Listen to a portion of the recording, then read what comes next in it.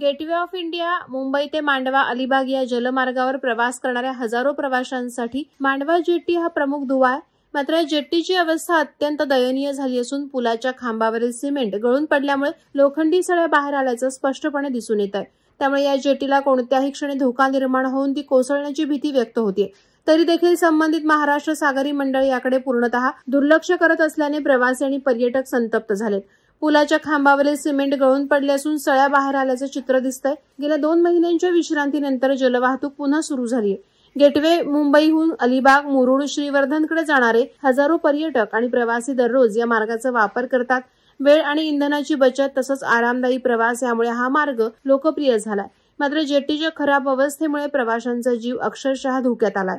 जेट्टीवरील शेडचे पत्रे गंजल्यामुळे ती काढण्यात आली आहे, तर नवीन पत्रे बसवण्याचं काम अत्यंत संथ गतीनं सुरू आहे. परिणामी पावसाळ्यात प्रवाशांना भिजत उभं राहावं लागतं, तर उन्हाळ्यात उन्हाचा त्रास सहन करावा लागतो. जेट्टीवर मंत्री, आमदार, खासदार आणि प्रतिष्ठित व्यक्तींना घेण्यासाठी मोठ्या प्रमाणात 4 चाकी वाहनं ये-जा करत असल्याने जेट्टीच्या स्थैर्यावर अधिकच धोका निर्माण होत आहे. त्यामुळे जेट्टीवर वाहनांच्या प्रवेशांवर बंदी घालावी अशी मागणी प्रवाशांकडून केली जाते.